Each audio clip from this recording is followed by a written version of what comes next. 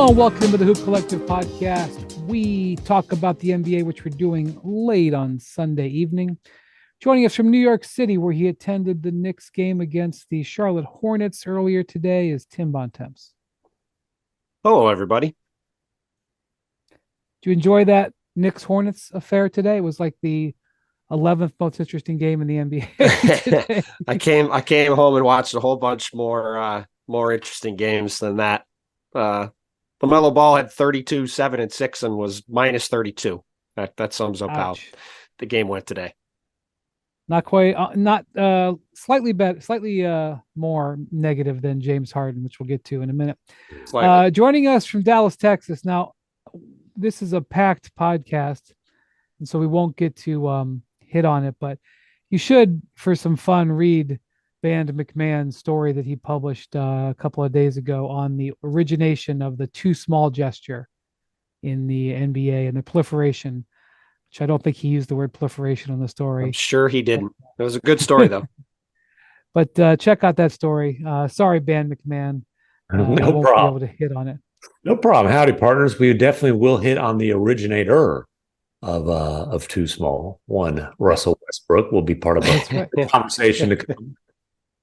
But first, have you seen what Tyrese Maxey did on Sunday in Philly when the 76ers won their 8th consecutive game over the Pacers?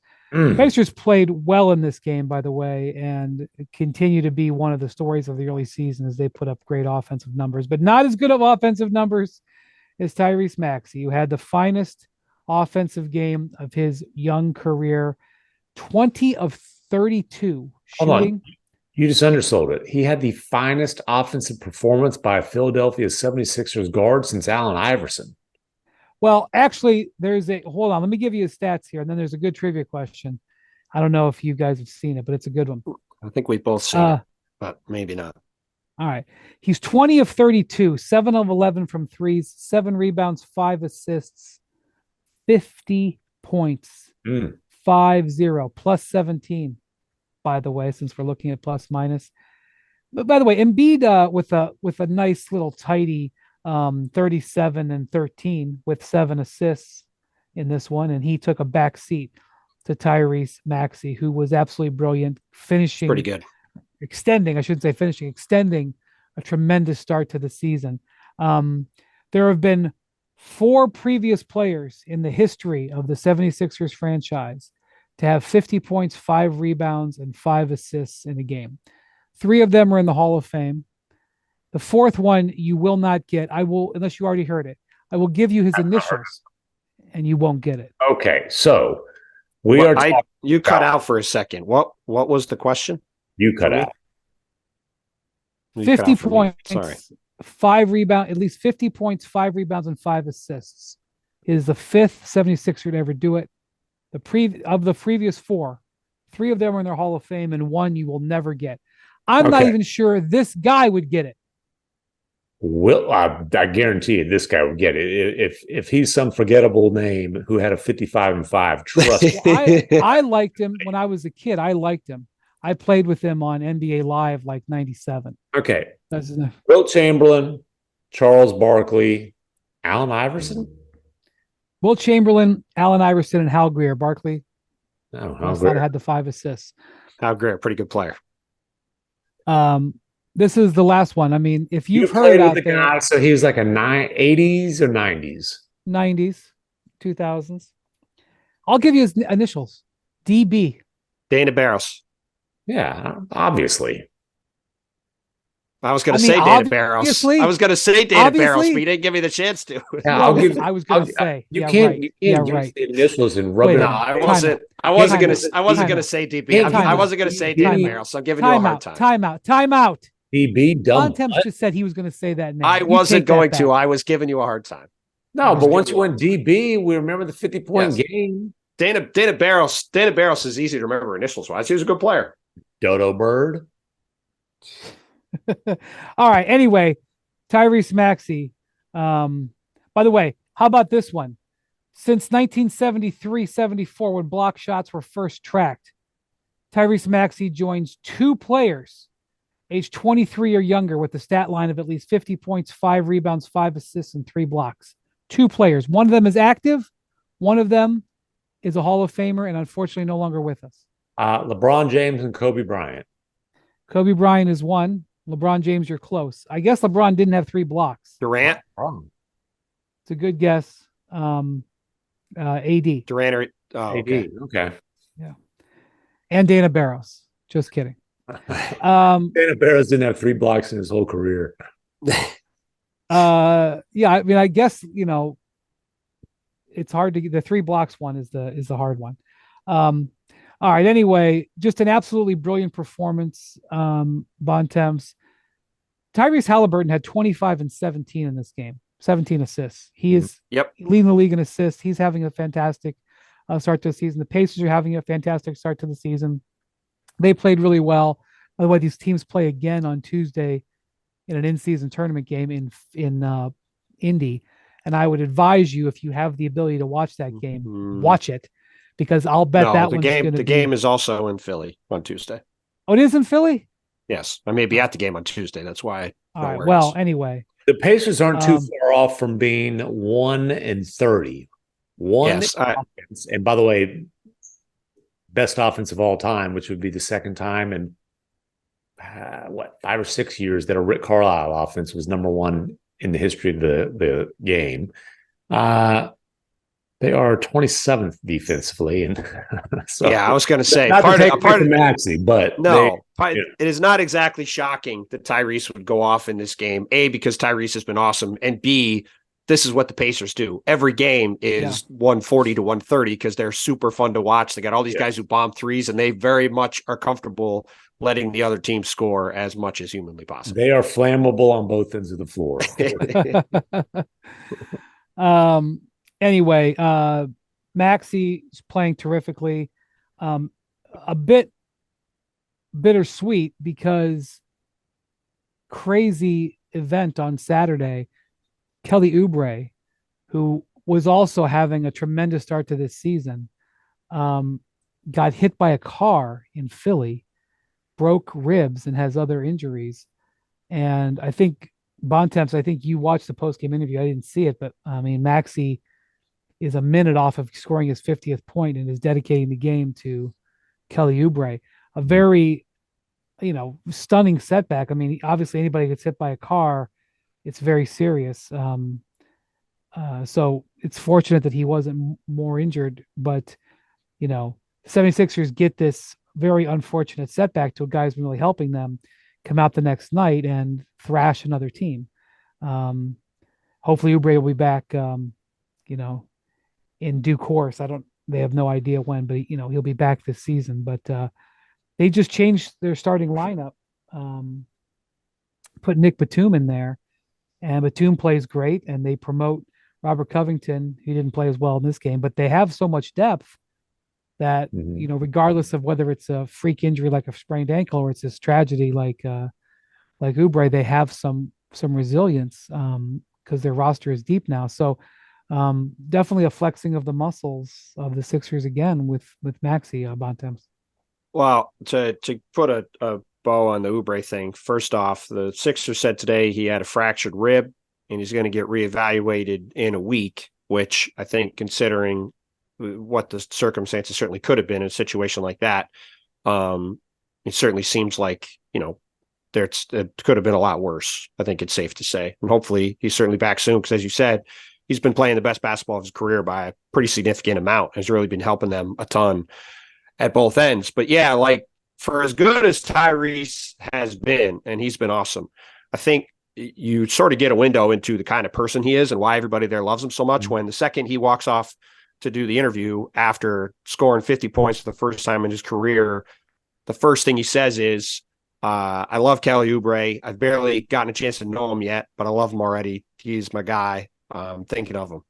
Then he immediately got a bucket of water dumped on his head by Patrick Beverley and got cut off.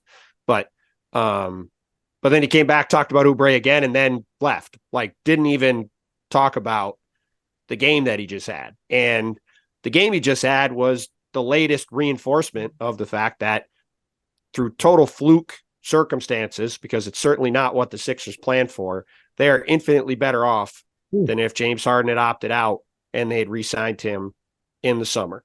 Yep. And having put the ball in Tyrese Maxey's hands, we've talked about it really since the beginning of the preseason. If he does not get hurt, there's zero question he's going to be an all-star at this point. He's unquestionably one of the 12 best players in the East. He's one of the best guards in the East. He's going to be an all-star.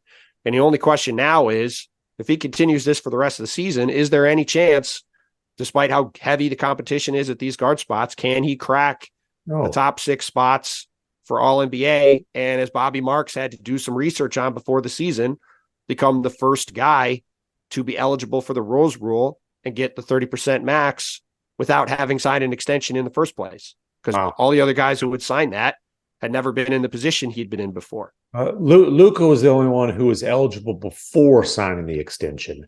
Right, but he signed. Yeah, but the rest of the guys signed it and then had to, make All-NBA that year to get their money. That's right. And not only are they so much better off than if Harden would have been signed long term, but so much better off than if Harden would have gone to Houston, as was widely anticipated for a while, and they wouldn't have gotten anything for him, because now they've got some rotation players. They do have those picks.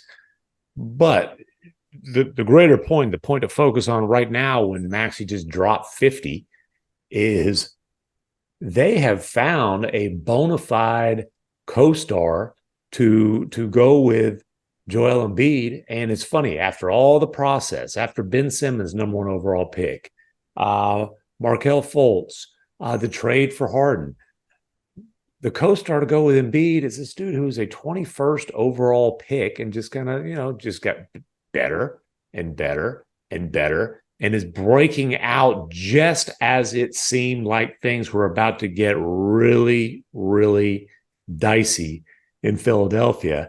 And it's not hard to figure out just how overjoyed Embiid is about this development. I mean, you see his tweet where he's doing some handshake with that was they tweeted a picture from him giving him and Maxey having a handshake at the end of the game, said the franchise in all caps. And after the game, as he was talking about Maxey and giving credit to his trainer Drew Hanlon, who he got Maxey to work with this summer, he ended his little spiel about Maxey by saying, "That's why I said he's the franchise," with a very big grin on his face. But this is also why this is such an important thing for the Sixers, because, like I've been saying for a while now, this guy's the perfect co-star for Joel, not only because of the way they fit on the court, but because of how they fit off the court.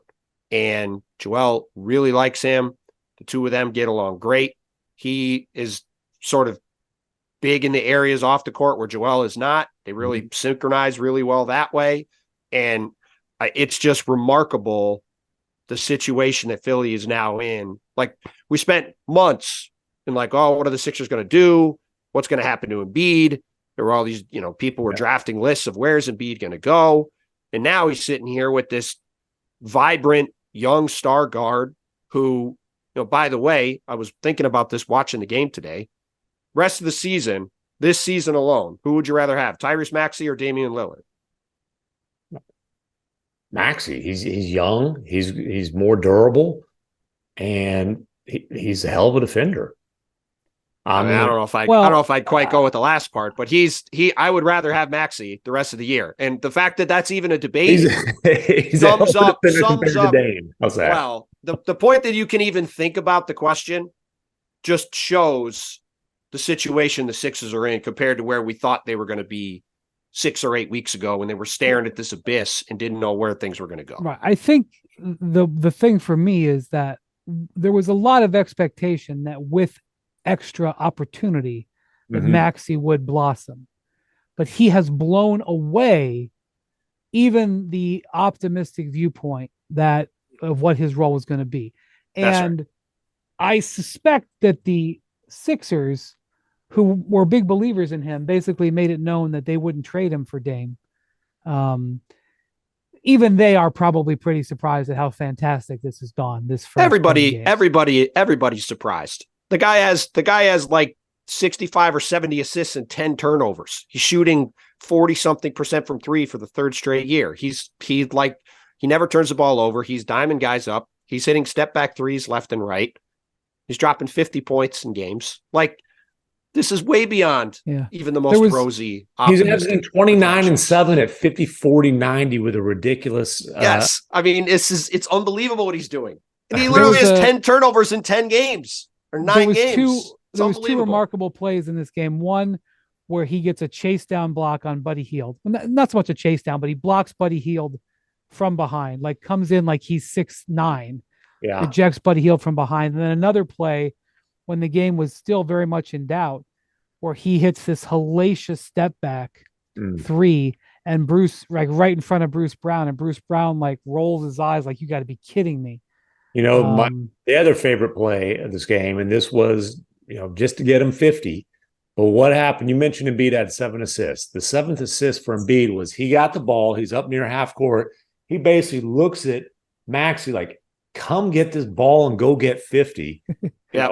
Hands it to him. Maxey comes and just knocks down this ridiculous three. And Embiid's out there near half court with his hands on his head like, oh, my God, can you believe this Yeah. It's just amazing. Even with obviously it's hard to. He said, Embiid said after the game, he goes, I've scored some 50-point games in my career, but it's hard to do it because usually I give 20 free throws to do it. He's like, he didn't need 20 free throws. Obviously, yesterday was a pretty rough day for the Sixers. Saturday, with what happened with Kelly Oubre, but that aside, it has been remarkable having been around this team a lot since the start of training camp. Just what the vibes are around the group and how happy and together this team is across the board, especially with everything that they've had to go through, beginning with the Harden stuff, now to stuff with Kelly. And Maxey is at the center of that for basically every part of it. Like his ascension into being a full-blown star and beyond is probably the biggest development in the whole league through the first 3 weeks of the season. When you think about the potential ramifications it's got down the road, like it's just a massive, massive thing to see happen in real time. All right. On the flip side, the Clippers lost to the Grizzlies. Grizzlies' first win of the month, I think. I don't know. Second of the year. I was going to say they lost to the Grizzlies, and that ain't easy to do these days, fellas. At home, the Grizzlies still spitting fire from their loss the other day to the Blazers or the Jazz. I'm sorry. Their second loss season to the Jazz. They also have lost to the Blazers and the Wizards. Which Taylor Jenkins came out and blamed the officiating. Got $25,000 fine. It was effing atrocious. I mean, I'll just say that regardless of the individual calls, typically when you are complaining about the officiating at that level, it's because you need the whistle so bad. I also think that Taylor Jenkins is going to go out of his way to make the players feel like, hey, I'm fighting with you. I've got your back for obvious reasons. It's been a rough. It was a strategic decision by him to do that. Just like the other day, after Giannis gets the controversial ejection, Adrian Griffin says before the game, I've got to, I need to stand up for Giannis a little bit more. And then he gets ejected like an hour and a half later. Speaking of, just a quick aside, then let's hammer on the Clippers. But the Giannis ejection thing reminded me of this. Ant had a spectacular dunk and got teed up for a quick little mean mug, much like Giannis the other night. I want to propose a new rule, just a new 3-second rule.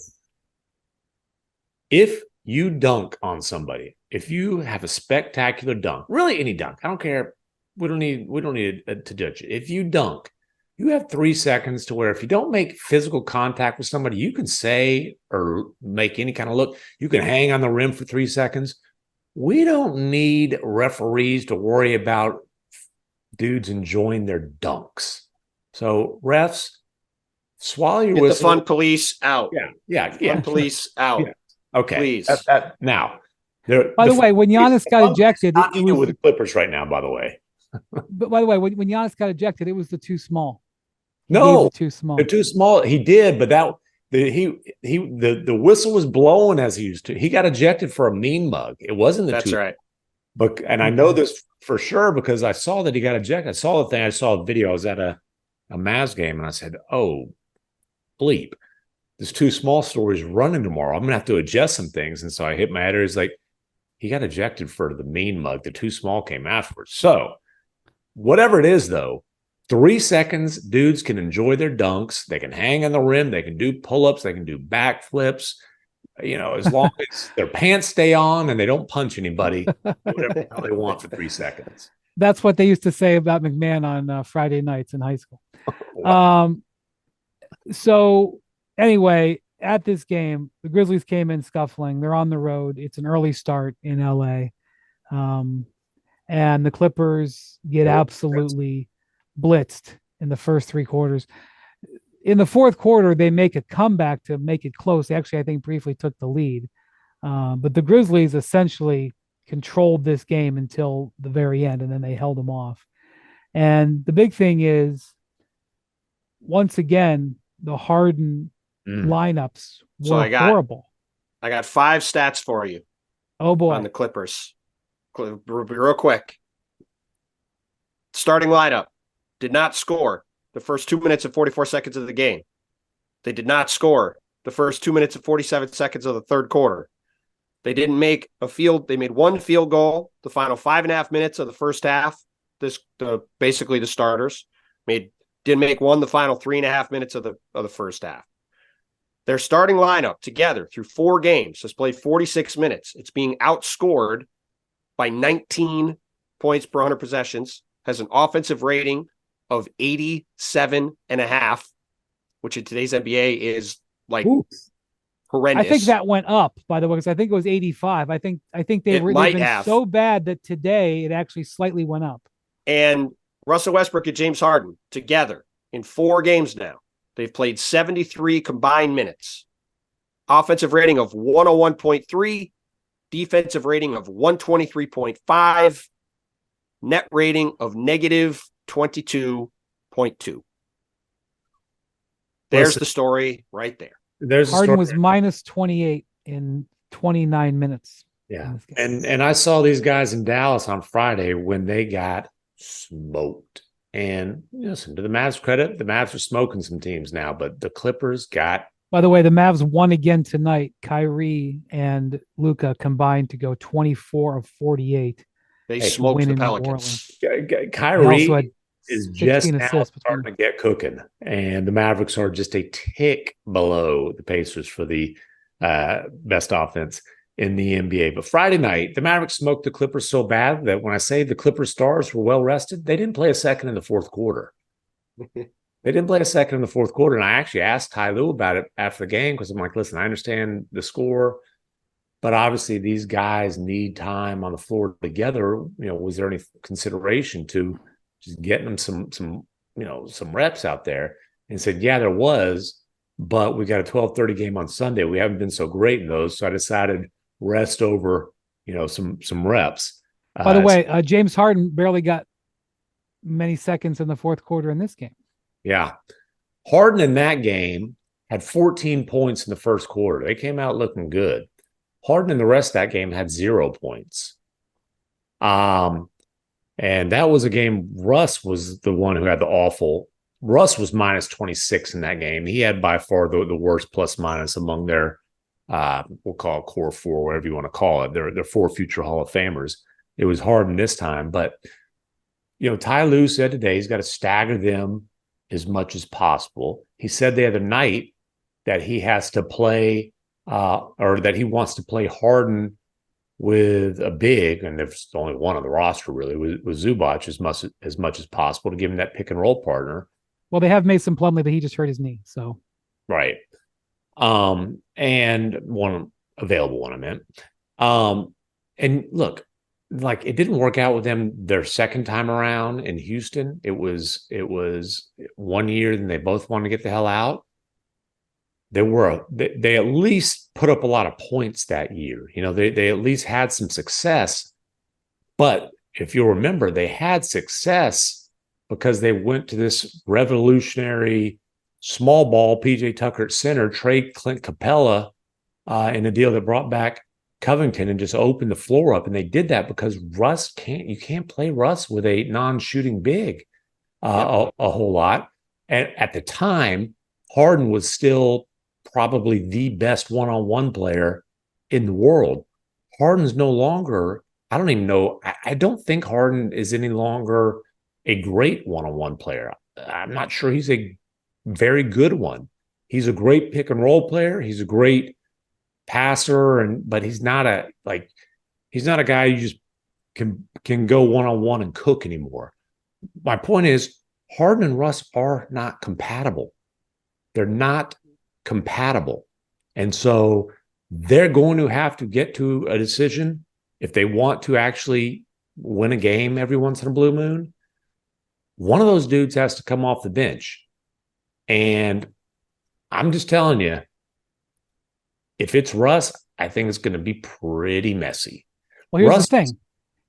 The three-man unit, we've talked about this, of Westbrook, Leonard, and Paul George was successful in the 5 games they played before the trade. And in this game, they made a fourth quarter comeback, although Kawhi didn't score in that run. He wasn't in for a lot of it. He came back later on. But the three of them together were effective. So they flew back from Dallas Friday night. They had a film session or a light practice on Saturday. And at that practice, Ty Lue said, he announced in front of the team, James, we want you to be yourself. He basically doesn't think James is being assertive enough. He said this publicly. This is not inside information. He said this publicly. And this is the game that follows, where Harden has arguably his worst game yet. Well, it's weird watching them play because, like MacMahon, you just said it, right? James Harden is not the isolation guy anymore. The reason he was effective last year with the Sixers was because they ran this pick and roll with him and Joel Embiid 1,000 times a game. It was an awesome play, and they had a ton of success with it. I'm watching this game today, and it's the first time I've really had a chance to sit and watch the Clippers play since this trade. I've caught snippets of it, but I had games the other nights. They basically ran Harden in no pick and rolls for large stretches of the game. They're having him operate at the high post and running like Paul George and Kawhi off these flex cuts to the 3-point line and stuff. They were doing all this stuff. Their offense was incredibly slow and stationary. Nobody was moving. It was a lot of standing around. And if you're going to trade for James Harden, put him in pick and roll and let him run pick and rolls and hit Kawhi Leonard for spot up threes and hit Paul George for spot up threes and have PJ Tucker out there to spot up for 3 and run some stuff that's going to work for him. Instead, they had him in these positions where it's never going to work for him because he's not exactly going to light it up defensively at the other end. And then when he has the ball, you've got Russell Westbrook spotting up for threes. Isn't going to work. He hit 1 or 2 today and missed a bunch. You just watch what they're doing, and it doesn't obviously Ty Lue knows a lot more about X's and O's than me. I'm not trying to pretend he doesn't see this, but you watch it and you go, this just doesn't make a lot of sense for the personnel they have, this fit. And I understand there's chemistry reasons why you want to try to make this work. A week ago, we sat here going into the first game and said, this is not going to work. We now have a week's worth of data. This thing has gone as badly as it possibly could have gone. And that's the thing. I don't know how long they're going to stick with it, but they have to do something. As far as I can tell, there's almost no signs. There's almost no light at the end of the tunnel. It's, they seem to believe as an organization that it will work. Yeah. That this is just a period where they have to figure it out. But I'm not seeing any oh, well, wait a minute. This is something to build on. There's not a lot of bright spots. Ty Lue in Dallas the other night said, hey, you better take advantage of it now. And honestly, Harden was really upbeat, was as chatty as maybe I've ever seen him. Same with Kawhi. Kawhi sat down. It was just a couple of us, me and Andrew Gray from the LA Times, but Kawhi sat down and talked for like 6 or 7 minutes, just explaining the patience. And hey, we understood, it's been a little bit more the downside than we anticipated, but we understood there's going to be stuff to work out. Paul George used the word super optimistic. He said in that game, he came in thinking I'm going to be a glue guy and basically said, screw that. Like, I've got to be in attack mode. I can't come in trying to be. He was in attack mode in the fourth quarter of this game. Yeah. That's the only reason they got back into it. One thing awesome. One thing that was interesting in our chat with Harden, I was asked, like, do you guys have to settle into? And I said, I pecking order might not be the right phrase, but he goes, I get what you're saying. And he says, we don't know what that looks like yet because it's too early, and then we all bring different dynamics to the game. I think for me, as far as the pecking order, I'm a facilitator and a scorer. So if somebody has it going, then I have no problem generating really good shots and making sure we get quality shots, blah, blah, blah. Basically, what he's saying is, yeah, we do need to figure out a pecking order.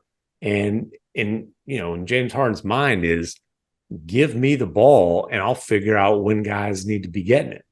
I don't think that's the way Russ is thinking about it. And I wish I could give you more insight into what Russ was thinking. He was the one guy of those four who wasn't very chatty, to the point he gave us pretty short and clipped answers for about a minute and a half. And then I said something along the lines of, I asked him what his concern level was after the first few games. Obviously weren't anything near what they wanted. And he challenged me on who said it wasn't what we wanted.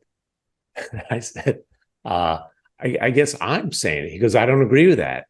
And I said, you want to lose by double figures? And that was the end of our discussion. He walked off.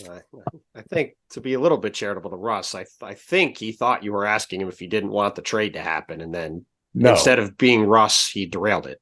No, he wanted to argue. He was contrarian Russ, which tends to happen when he's grumpy Russ. Well, certainly that there's no doubt about that.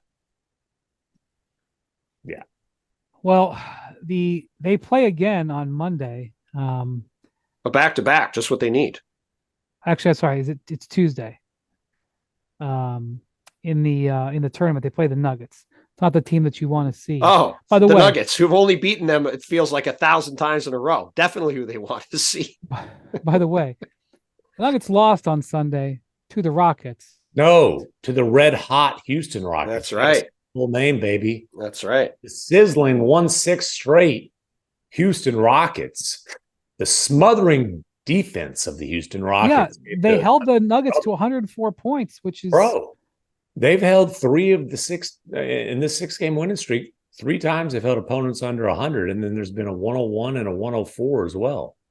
By the way, Jokic had 36, 21, and 11 in this game, and they lost. Yes, MacMahon's vaunted bench did not really come through.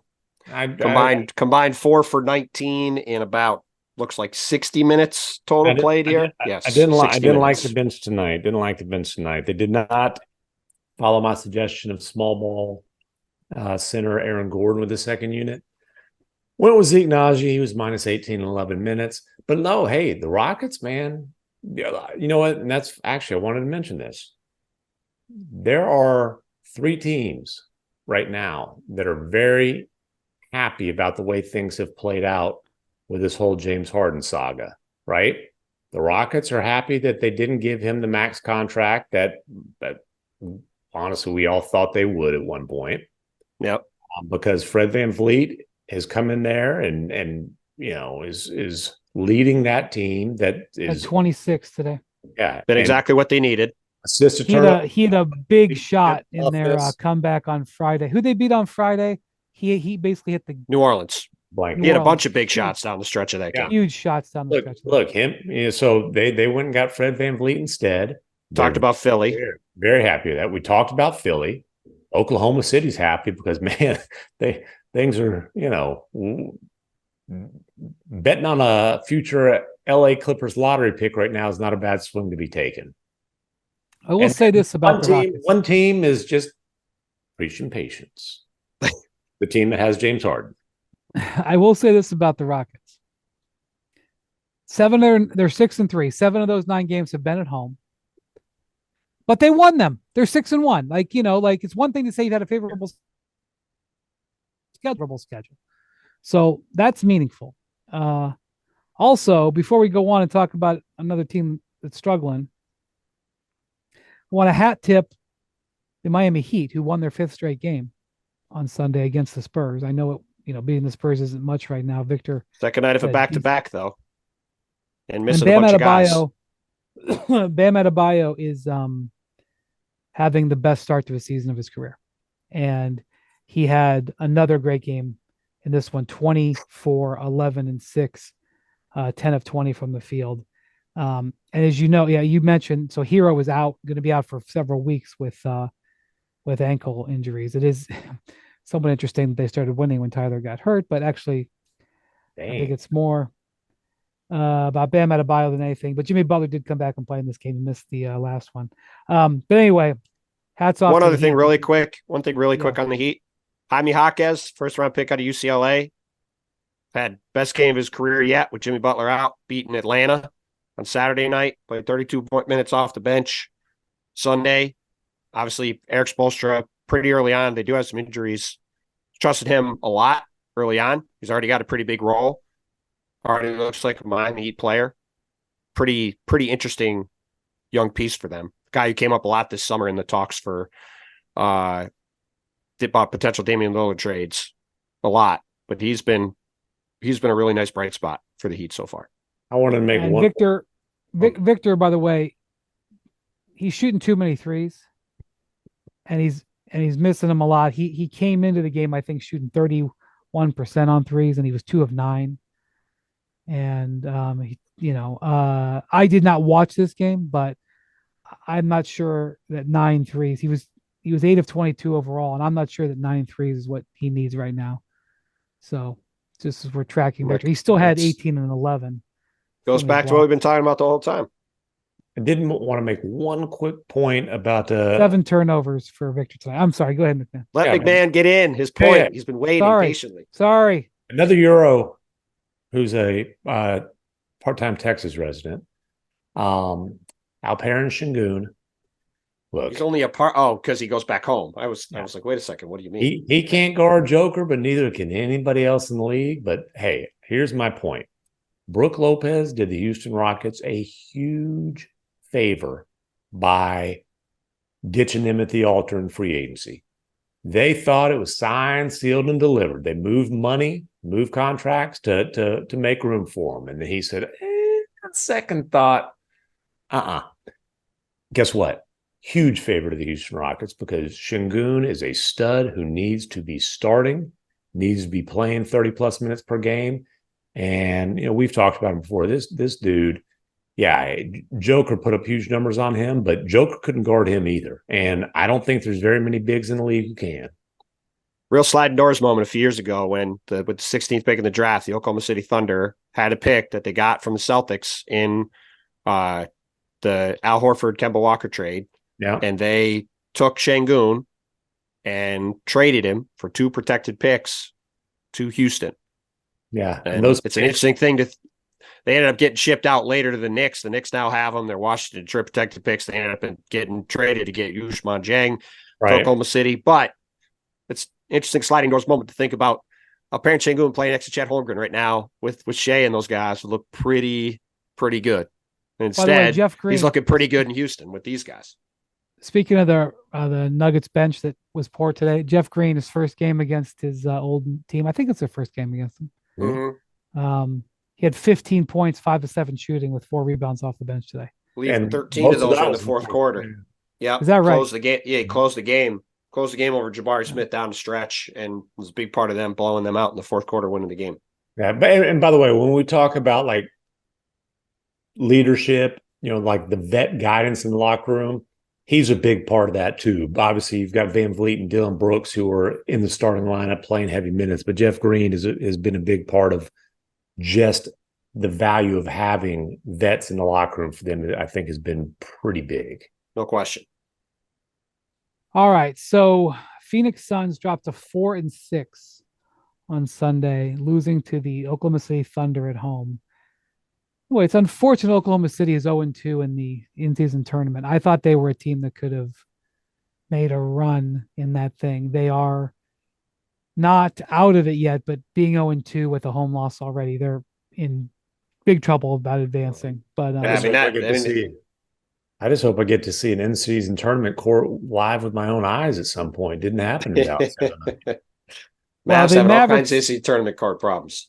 Yeah, in the first court that the Mavericks were on was in Denver, where the 3-point line was wrong. It was too far away. And then their court had to be flopped out. MacMahon, you reported on it. What was the reason for that? For their in-season tournament court back in Dallas wasn't used?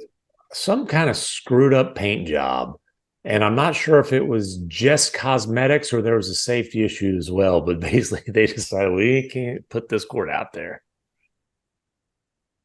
Well, anyway, the Suns got beat in this game. Jalen Williams, who's from Metro Phoenix, J-Dub, the wing, had 31 points. And what really it was interesting here is that the Thunder crushed in the fourth quarter of this game. So I got some stats on that too. Suns fourth quarter stats. Oh, all right. And this has been a big problem for the Suns so far. Go ahead. That is correct. In 10 games, the Suns have been outscored in the fourth quarter by 61 points, by far the most in the NBA. Miami is next, minus 35 in the fourth quarter. In the fourth quarter of games, across 10 games, per possession, on a per 100 possession basis, Suns offensive rating 89. That is DFL, to use a scientific term. Defensive rating 114.3. Net rating negative 25.4 in the fourth quarter. That, no way to play, my friends, is not good. It's no way to play. I believe they're also either 29th or 30th. I don't have updated numbers from today in turnovers in the fourth quarter. I can check. Their turnover percentage in the fourth quarter is dead last. Also, 19.6% of their possessions end in turnovers. You get the actual number. Well, by the way, Shai Gilgeous-Alexander had another awesome game in this one, 35. He remains awesome. Chet put a big old. I'm not gonna say put Nurkic over his knee because I think Chet's legs would snap, but he got the best of old Nurk. They outscored him 31-13 in this fourth quarter. 31-13 on the road. I mean, we obviously have 48 turnovers in 10 games, by the way, for the Suns. Yeah, in the fourth quarter. The Suns without are mediocre at best. That's pretty apparent. We'll see when he's back. They bumped him up to doubtful for this one, a sign that he's progressing, a sign that hopefully he's back pretty soon here. However, Bradley Beal tweaked his back in this game and played through it. Yeah. It's a reminder of the trickiness of that going forward. Yeah. Not great. So it's obviously you can't assess it without Booker, but I will say that these fourth quarter problems, and if you've watched them play some of these fourth quarters, it seems like they could benefit from a point guard. And again, Booker's only played 2 games, and Booker would be that guy. So, but I'm just saying, like, they have possessions that go haywire, and it looks like I'm not even talking about Chris Paul. I'm talking about Cam Payne might help them a little bit if he was around right now. It's interesting. I was out in Phoenix during the preseason. I was talking to Booker about, like, what are the concerns with you being the full-time point guard, or you guys not having a quote unquote, true point guard in the lineup? And he said, really, it's just about those last few minutes, when, execution is like a lot of times the game slows down. It becomes a very, possession by possession execution type of game. He said, it's that is, if not the concern, just like we really got to focus on that part of the game, that understanding that's where the point guard play really comes in. And the season opener, was it against the Lakers, I believe, comes down to the last few possessions, and Booker was just surgical, dime, and they win the game. Now, The only other game that he played this year was the second loss to the Spurs. And if you'll recall, that's when Wemby matched the Suns point for point in the last 4 minutes of the game and got some help from his teammates. The Phoenix offense did go kaput. Now, having said that, at some point, I don't know exactly when in that game, but at some point, Booker did strain his calf in the game, finished it, but I can't tell you when exactly he did it or whether that affected him down the stretch. Well, they're an incomplete at this point. But that you have to stop saying that. They have a team full of star players that get hurt all the time. This is part of the grade. Yeah, can't keep saying they're 10 games. Forever. They have not played 54. I understand, but like acting like, well, we have to wait till they get everybody there. You had to bake this in from the beginning. Right. That's still true. What we can evaluate is how those three guys fit together. Unless we go off of some preseason time when it looked really damn good. Now, when will we be able to? Who knows? Hopefully soon, but there's no guarantee of that, especially with Beal tweaking his back again tonight. You hope that that's not something that lingers, but unfortunately, back injuries tend to linger. And you hope that Booker comes back and doesn't have any further problems with the calf, but calves can be tricky as well. Frank Vogel got asked after the game if Booker could be back Wednesday, and I believe his answer was, we'll see. Their next game is Wednesday against Minnesota, so we'll see. Speaking of Minnesota, he's able to get back by then. All right, speaking of Minnesota, they go 7-2 with a victory over the Warriors. The Warriors 6-5. They've lost 3 in a row. I think they lost 3 in a row. Lost to Denver, lost to Cleveland, and lost to Minnesota. Ann Edwards, we mentioned this dunk he had earlier. You should find it. I believe if you're on social at all and you have any NBA, you follow any NBA stuff, you'll see it. I'll be stunned if you listen to this pod and you haven't seen it by now. He goes right down the baseline and here's what I love about this dunk. He goes right down the baseline and he dunks on Dario Saric, and he sort of midway through the air turns. I don't know how many degrees. He does a 45-degree turn, I guess it would be. And after he does the dunk, or maybe it's a 90-degree turn, as he does the dunk, on his way down, he smiles. He was really enjoying it in the moment. And then he gets then he mean mugs. Then he gets teed up. Right, but he was originally smiling, which I liked. He had 33 in this game. Karl Towns, who's warming up a little bit after a shaky start, with another good 21 and 14. Gobert, I think 5 shots in this one. Timberwolves continue to have the league's best defense by 2.7 points, better than the Knicks. 102 points per 100 possessions. The Warriors do not crack 40% shooting. They do not crack 30% on threes. And this is what's been happening to teams who play the Wolves. They have bad offensive games. I tell you what, if I'm Devin Booker, I'm not quite ready Wednesday. I don't want to come back I don't want to have Jaden McDaniels and Anthony Edwards all on my grill and then have to deal with Gobert at the rim. Feels like 3 games after that, Jazz, Blazers seems like a little bit easier. I mean, maybe, but you would, if you know Devin Booker, that's not the way he rolls. Listen, man, I'm just saying. If I'm the Suns, I'm giving him an extra couple days and having him get himself 110% and then playing those 3 games. Well, that's fine. Instead of throwing him out there. Listen, we all know how Devin Booker is. We know he's going to want to play, but I don't know if throwing him out there in his first game against Anthony Edwards and Jaden McDaniels is a good idea. Jaden McDaniels, by the way, was 6 of 8 shooting in this game, in addition to playing excellent defense. What's crazy is Ant had 33 points, was a plus 15, and I thought it was, by his standards, just a all right game. He didn't shoot it well. I thought some of his shot selection was rough. But he's just a stud. And they're really good, man. Conley had 9 assists. Let me see. 1 turnover. That's like a regular old night for him. I think that's his 3rd turnover of the season. I think he had a couple the other night. He wrecked that stat a little I think bit. he's up to like 4 turnovers this year. Yeah, I think it's like 5. But yeah. Yeah, he has 5. He has 5. He has 5 or 6 in 9 games. 6 and 9 games now. I jinxed him when I said he had 30-1, and then he actually had some turnovers. And you mentioned a Cat is starting to listen. We all know Cat can score. He's starting to get comfortable. He's starting to get in a groove, and they do need that. Totally.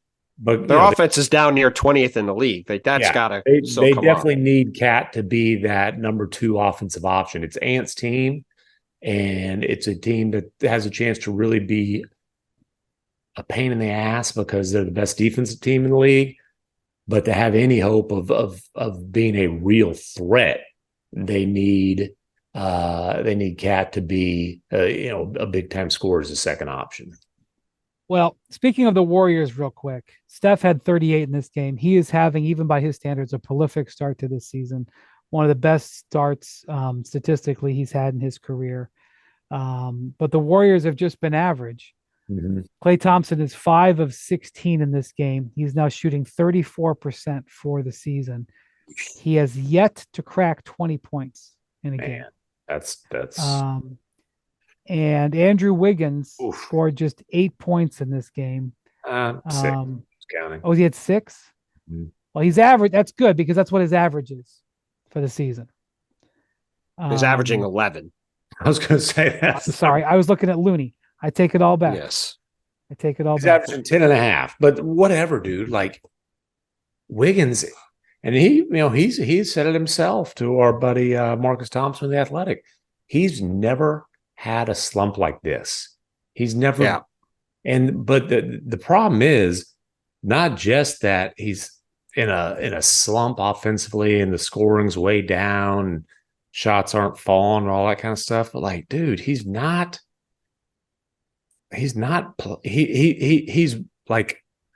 kind of loafing through games like he did with the Wolves again.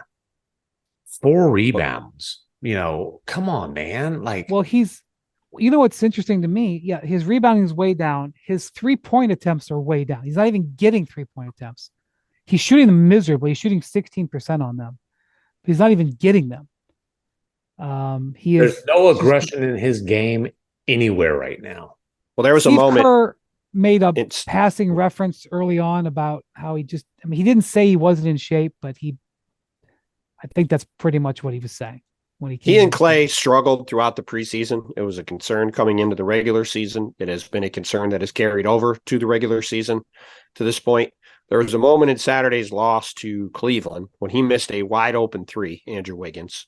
Then I think the next possession or maybe the one after that, he got a big alley or a offensive rebound tip back dunk. Came down the lane, nobody guarded him, threw down a dunk, and landed on the ground and just ducked his head because he was frustrated about missing the 3 a few minutes before. And the bottom line is, if Golden State is going to be a championship level team, those guys just have to be way better. We talked all last year about how that starting 5 of Steph, Klay, Wiggins, Draymond, and Looney was the best lineup in the league, outscored teams by 20-something points per 100 last year. That group through 7 games this year is getting outscored by 14 points per 100 possessions. Offensive rating of 126 or defensive rating of 126. That's just not obviously anywhere near good enough. And a lot of that is Steph or Klay and Wiggins have just not been to the level that they need them to be. And if that doesn't change, they're just not going to be that good. No. So, and remember last year, Klay got off to a terrible start. There was all this talk about is Klay done. He ended up finishing the year with 300 threes, played way better after that, got going. I would expect he'll get going eventually. I'd expect Wiggins will get going eventually. There's enough of a track record of that now. Right. But until that changes, the Warriors are just not on the level of these other teams. And Minnesota just came in. I mean, it was the second night of a back-to-back. Minnesota was rested. That's all fine. But they controlled the game from start to finish in San Francisco. That's not supposed to happen to the Warriors. And it did. By the way, on Saturday night, Draymond Green got ejected. It was his 17th career ejection. This was a weird one. So on this play, he'd already had a tech earlier in the game, which shouldn't be forgotten. I'll just say that. But I texted someone in the first quarter and said he's going to get thrown out of the game because he was running around, stomping around. He texted me. I texted you. I texted a couple people. I thought I texted you. He was running around yelling at people, and Ben Taylor was doing the game, and Ben Taylor loves to give technical fouls. And I was like, this guy is definitely going to get ejected. By the way, what a window into the USWB that is. I texted a bunch of people who's going to get thrown out. And then I told you so. By the way, I was out at a hockey game. I was enjoying my Saturday night, but Bontemps. It wasn't an "I told you so" thing. It was just watching the game. Draymond was he was in a particularly ornery mood, even by his standards. Right. Well, anyway, there's a transition situation, and he forearm shivers Donovan Mitchell. Donovan Mitchell goes into the baseline. It was no call. It was a forearm shiver. It was a little love. Right. A little love. I would say he pushed him, and I would say Donovan sold a little bit to try to get a foul. He didn't get a foul. He made contact. There was no foul called. That's right. Donovan runs down the floor moments later and just body checks. Yes. Body checks Draymond. Draymond's like, where'd that come from, bro? Of course, he knows where it came from because he had just kind of done the same thing. But they review the play, and as soon as Donovan does it, he immediately points to the other end of the court. Yeah. And is like telling the referees to review that. So the referees go review the play on Donovan to see if that was a flagrant, which frankly, had they called it a flagrant, wouldn't have been out of line. He should have gotten some kind of penalty, but a common foul. It was insane. If what Draymond did was a technical foul, then Donovan did the same thing. I know, but forget about that. That's not what to me is interesting. What's interesting is when the referees reviewed it, they were able to review 40 seconds earlier, 30, whatever, 20 seconds earlier. What's the statute of limitations? Well, this is what I'm talking about. So like when you see soccer played, referees sometimes will not call something and they'll let the game go. They'll give advantage. And it's called. Then they'll come back and make the call. Also, sometimes there'll be an action and then the team will go down and score like 20 seconds later, and they'll review something that happened 70 yards back down the field. In soccer, there's this thing that you can sort of let things happen and then go back and adjudicate. Like the NBA is suddenly a European freaking football. That's my point. My point is we have an in-season tournament, and now this is what happens with flop warnings. I just saw it again today. I can't remember what game I was watching. And a referee can see a guy flop. He will not call the technical foul in that moment. Then they will go down the court and like the next dead ball. Then the referee will be like, hey, remember that possession a minute ago? You're getting a technical foul for that flop, sir. And I've seen that happen a few times. Flop and it's 5-on-4 the other way. You flop, they're going to go score, and it's going to be your fault. Then you get teed. I'm fine. That's the concept of what they do in soccer. But what is I'm telling you, Draymond? I'm telling you, Draymond was penalized a technical foul for something that had happened on replay earlier that wasn't reviewed. So this is now apparently a thing that can happen. And you can have the flop warning. The referees are taking a sort of a soccer. This is like a soccerization of NBA officiating. Is what my point is. Oh, great! Games are going to be 1-0 all the time now. Just wait till we have stoppage time. That'll be wild. No, we ain't doing all that.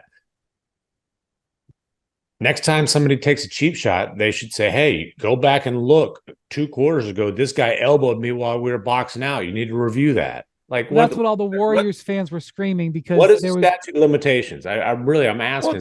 Steve Kerr said, can I go back to 3 years ago? Like he made it that joke. Draymond deserved to get ejected from the game, but like you can't be getting this guy. No, you can't be letting him get thrown out. I'm just saying his actions throughout the game. I didn't have any sympathy for Draymond Green getting ejected. Is my point. He earned his ejection, whether it was that play or a different one. My point is that Donovan Mitchell running up to the guy and doing this, yes, and like, oh, it's just a common foul. Like he made no attempt on the ball. He ran across the court. He started yelling in his face, like, what are we doing here? And hold on. you can't taunt after not even taunt. You can't mean mug after a dunk, but you can taunt after you get a guy ejected. Right. Right. I tattled on you. Peace out, bro. Like, yeah, he did. Just after Draymond got ejected, Donovan was like, gave him the peace sign. Yeah, he's like deuces. Yeah, I have no sympathy for Draymond at all there, but it was odd that Donovan got to get him thrown out of the game essentially for a foul. It was very odd. Well, anyway, the Warriors are battling a little bit right now. They're not playing their best. They need Clay and Wiggins to play better. And speaking of battling, the Lakers are battling the Blazers, and we're gonna go watch that. So thank you to Jackson, our producer. What's that? Is it all right? Oh, okay. I'm excited. Thank you to Bontemps. Thank you to MacMahon. Thank you for listening to the Hoop Collective podcast. We'll be talking to you in a couple of days. Adios, amigos.